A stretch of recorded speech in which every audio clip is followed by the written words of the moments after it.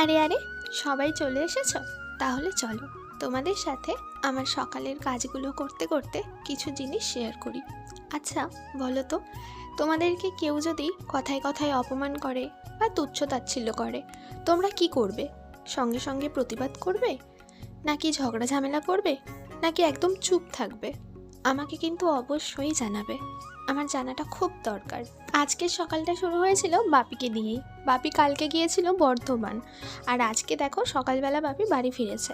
আর বাড়ি ফিরতে টমি চিমি আর বাপিকে দেখো যেন তিনজনকে কতদিন না জানি দেখেনি। আর জানো তো, সব বাবাদেরই মনে হয় এই বৈশিষ্ট্যটা একই। কোথাও থেকে বাড়ি ফেরার সময় ছোট হোক বড় হোক কিছু জিনিস বাড়িতে নিয়ে ফিরবেই। যেমন আমি গাছ ভালোবাসি বলে বাপি একটা গাছ আর আমার জন্য জুতো কিনে এনেছে।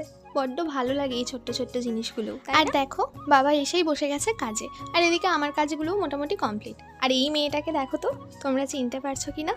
দেখে যদি চিনতে পারো অবশ্যই জানিও এটা কে। সমস্ত কাজ সেরে আমি একটু ফ্রেশ হয়ে নিচ্ছিলাম, কারণ এরপরে আমার আছে পড়ানো। অয়ন কুণাল হয়তো একটু পরেই চলে আসবে, আর ওদেরকে পড়ানো শেষ করে আমার অনেক কাজ আছে আজকে। আর জানো তো, টমি জিমি মনে হয় অয়ন কুণালকে নিজেদের বন্ধু ভাবে। অয়ন কুণাল আসলে টমি জিমি আর অন্য কোথাও থাকবে না, সব সময় ওদের কাছেই বসে থাকে। ওদেরকে ছুটি দেওয়ার পরেই মা আমাকে বলল যে যা একটু চিচিঙ্গে তুলে নিয়ে আয়। আর দেখো আমাদের বাড়িতে কত চিচিঙ্গে হয়েছে। আগের দিন কমেন্টে অনেকেই জিজ্ঞাসা করেছো মাকে তোমরা কেন কদিন ভিডিওতে দেখতে পারছো না। আসলে মা যখন বাড়িতে থাকে আমি তখন কোনো ভিডিওই করতে পারি না, এটা ওটা কাজের মধ্যে। মা একদম সুস্থ আছে।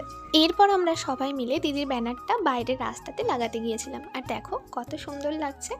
আর তারপরে হয়েছে একটা মজার ব্যাপার, আগে তোমরা দেখে নাও তারপরে বলছি।